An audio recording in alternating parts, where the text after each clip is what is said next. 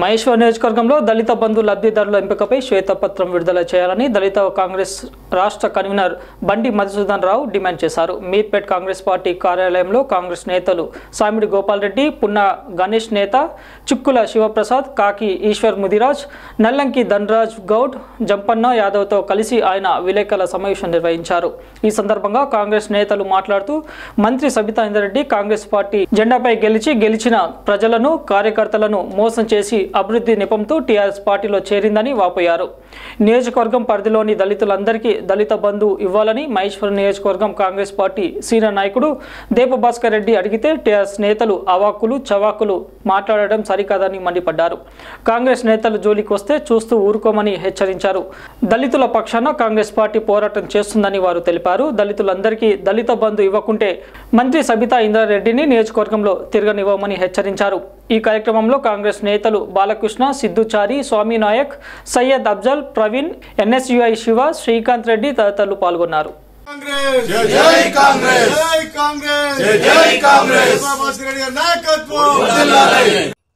ముందు ఈ దళిత నాయకులు ఎవరైతే ఇవాళ అడుగుతున్నారో మేము అది చేస్తాం ఇది చేస్తాం తిరగనియమని రండి, ఎవరు వస్తారో మేము మాట్లాడతాం. ఎట్లా తిరగనియారు చూస్తాం. ఒక్క కాంగ్రెస్ పార్టీ సైనికుని మీద చేయబెట్టి చూడాలి. ముందు చెప్తాం. ముందు మీ నాయకుడు రాజ్యాంగం మారుస్తా అని చెప్పిండు.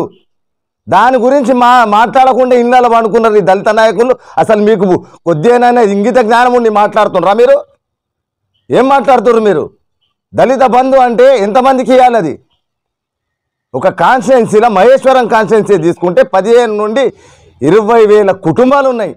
అలా 100 కుటుంబాలకు శాంక్షన్ చేసి వాళ్ళు ఇవాళ మేము తొలలు జబ్బలు జరుచుకుంటున్నారు చేసినామని. అది కాదు గొప్పతనం. సబితా ఇంద్రారెడ్డి మా కాంగ్రెస్ పార్టీ ఉండి గెలిచింది, మేము గెలిపించినాం, చెమటోడ్చి గెలిపించినాం, ఆమె అడుగుల్లో మడిగేసుకుంటా తిరిగి గెలిపించినాం. ఆ రోజు ఈ మాట్లాడిన నాయకులకి సబితా ఇంద్రారెడ్డి గురించి ఏమేమి మాట్లాడారు తెలియదా? మరి నిన్నగాక మొన్న సబితా ఇంద్రారెడ్డి విఎం హోంలో మీటింగ్ పెట్టి రంగారెడ్డి జిల్లాలో లబ్ధిదారులను ఎంపిక చేశారు. అందులో ఆర్కేపురము, సరూనగర్ డివిజన్ నుంచి ఒక్కరికి దళితులు కూడా రాలేదు. మేము ఏమడుగుతున్నామంటే ఆర్కేపురం డివిజన్, సరూనగర్ డివిజన్లో దళితులు లేరా? దళితులకు సంబంధించిన లబ్ధిదారులు లేరా? వాళ్ళు కనబడతలేరా? మరి వాళ్ళకి ఎందుకు ఇవ్వలేదు? అది శ్వేతపత్రం ద్వారా రిలీజ్ చేయాలని చెప్పి భాస్కర్ రెడ్డి గారు అడిగినారు. మరి దొంగలు ఇవాళ భుజాలు తడుపుకుంటున్నట్టుగా టీఆర్ఎస్ కార్యకర్తలు మరి ఈరోజు అవాకులు చెవాకులు మాట్లాడుతారు. కాంగ్రెస్ పార్టీ నాయకులను కార్యకర్తలు తిరిగేదంట. ఖబర్దార్ టీఆర్ఎస్ కార్యకర్తలారా, మరి భాస్కర్ రెడ్డి గారు ఒక పిలిపిస్తే మీరు ఇంట్లోకి వెళ్ళి కూడా బయట వెళ్ళరని హెచ్చరిస్తూ టీఆర్ఎస్ కార్యకర్తలు అవాకులు చెవాకులు చేస్తే ఎక్కడ కూడా తిరిగేయడం అనేది తెలియజేస్తున్నాం. మహేశ్వర నియోజకవర్గంలో ప్రాతినిధ్యం వహిస్తున్నటువంటి శ్రీమతి సబితా ఇంద్రారెడ్డి గారు వారు ఇక్కడ ఎమ్మెల్యేగా ఉన్నారు. వారు దళిత కుటుంబాలని కొంతమందిని అర్హులైన వారిని తీసుకున్నట్టుగా మాకు సమాచారం వచ్చింది. అందులో 365-70 ఎంతో మంది, అందులో నుంచి ఒక 50 మందికి మాత్రమే లబ్ధిదారులకు చెక్కులు ఏదో పంపకాలు చేసినట్టు బ్యాంకులకు ఏదో వచ్చినట్టుగా మాకు ఒక సమాచారం వచ్చింది. దాన్ని బేస్ చేసుకొని భాస్కర్ రెడ్డి గారు ఆర్కేపురం డివిజన్లో ఒక మీటింగ్ పెట్టారు. శ్రీమతి సబితా ఇంద్రారెడ్డి గారు ఎంతమంది దళితులు ఉన్నారు, ఎంపిక చేసింది ఎంతమందిని, ఇచ్చింది ఎంతమందికి, మరి మిగతా వాళ్లకు ఎప్పుడు ఇస్తారు అన్న అంశం మీద భాస్కర్ రెడ్డి గారు శ్వేతపత్రం విడుదల చేయాల్సిందిగా మంత్రి గారిని కోరారు. దానికి నిజంగా మంత్రి గారికి చిత్తశుద్ధి ఉంటే భాస్కర్ రెడ్డి గారిని పిలిపించవచ్చు, లేదా మేడం సబితా ఇంద్రారెడ్డి గారి క్యాంప్ ఆఫీస్కి వచ్చి ఆయన అడిగిన దానికి సమాధానం ఇచ్చుంటే నిజంగా దళిత బిడ్డలకే కాదు అన్ని వర్గాలకు అన్ని మతాలకు ఒక ప్రశ్న చేసినందుకు సమాధానం ఇచ్చినట్టుగా ఉంటుండే, మంత్రి గారి గౌరవం కూడా పెరుగుతుండే. అది వదిలేసి ఆర్కేపురం డివిజన్ మాజీ అధ్యక్షుడు ఆయన ప్రెస్ మీట్లో ఏం మాట్లాడతారంటే అసలు ఏం మాట్లాడుతున్నాడో భాస్కర్ రెడ్డి అన్నాడు. భాస్కర్ రెడ్డి గారు ఏం మాట్లాడారయ్యా? దళిత బంధు దళితులకు ఎప్పుడు ఇస్తారు, ఎంతమందికి ఇస్తారు, ఎంపిక చేసింది ఎంతమందిని, అది వదిలేసి దాని గురించి మీరేం మాట్లాడుతున్నారు? ఎక్కువ తక్కువ మాట్లాడుతున్నాడు. ఇంటి ముంగడ తిరగనియం, నువ్వు తిరగాలని ఎక్కడన్నా రాసుంటే చెప్పు, మరి తిరుగు. మేము తిరగొద్దని ఎక్కడన్నా రాసుంటే చెప్పు, మాకు ఇంటిమేట్ చేయి పలానా చోట తిరగొద్దని చెప్పి.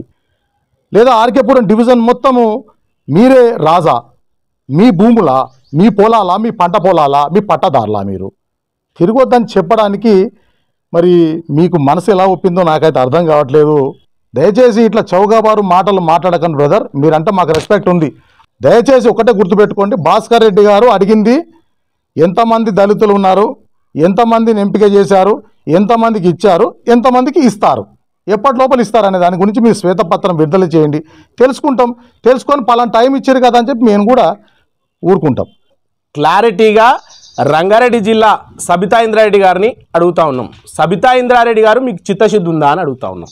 ఎందుకు అనంటే కన్నతల్లి అటువంటి కాంగ్రెస్ పార్టీలో గెలిచి మీకు చిత్తశుద్ధి ఉంటే రాజీనామా చేసి టీఆర్ఎస్లోకి పోయి ఎమ్మెల్యే బీఫామ్ మీద టీఆర్ఎస్ పార్టీలో గెలిచి మీ మంత్రి పదవి తీసుకో. కానీ ఏదో సీఎం కేటీఆర్ జైలు పంపిస్తామని చెప్పేసి, గనుల శాఖ కేసులు మళ్ళీ తిరగదోడతామని చెప్పేసి, అక్రమాస్త్ర కేసులో జైలు పంపిస్తామని చెప్పేసి ఒక భయం ఒకటి, మరియు మంత్రి వస్తుందనగానే మంత్రి పదవి కోసం చిత్తశుద్ధి లేకుండా ఇవాళ కాంగ్రెస్ పార్టీలో గెలిచినటువంటి మంత్రి సబితా ఇంద్రారెడ్డి గారు మంత్రి పదవి కోసం టీఆర్ఎస్లోకి పోయింది. మీ సబితా ఇంద్రారెడ్డి ఎక్కడికి వెళ్ళి వచ్చింది, ఎట్లా వచ్చింది ఒకసారి మీరు ఆలోచన చేసుకోండి. మీరు గినంగా సబితా ఇంద్రారెడ్డికి ఓటు వేసిర్రా, ఓటేసి గెలిపించిర్రా, టీఆర్ఎస్ నాయకులారా ఖబర్దార్ చెప్తున్నాము. అదేవిధంగా ఈమె ఒక్కతే కాదు, ఈమె పోత కాంగ్రెస్ పార్టీలకు పోత 12 మంది ఎమ్మెల్యేలను తీసుకుపోయి కాంగ్రెస్ పార్టీని భూస్థాపం చేసిన ఘనత సబితా ఇంద్రారెడ్డికే దక్కుతుంది.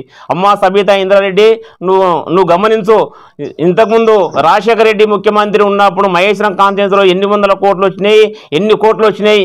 ఈ రోజు నువ్వు మంత్రికి ఆశపడి నువ్వు పోయినావు కదా, ఈ రోజు మహేశ్వరం కాన్ఫరెన్స్లో ఎన్ని వందల కోట్లు తెచ్చినావు, ఎన్ని కోట్లు తెచ్చి అభివృద్ధి చేస్తున్నావు, అన్నీ చెప్పినావు. నువ్వు సంఘాలకు జాగాలు ఇస్తా అని చెప్పినావు, వేగదాలు జాగాలు ఇస్తా అని చెప్పినావు, ప్రతి ఇంటి ముందల జాగుంటే ఇల్లు కట్టిస్తా అని చెప్పినావు. ఏడ కట్టించినావు, ఏం చేసినావు?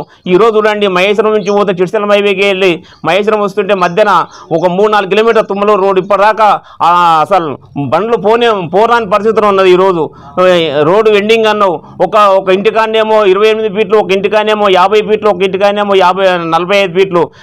ఓన్లీ టీఆర్ఎస్ నాయకుల ఇండ్ల కాడ షాపింగ్ మాల్ కానీ 28 ఫీట్లు, కాంగ్రెస్ కార్యకర్త ఇండ్ల కానేమో 50 ఫీట్లు.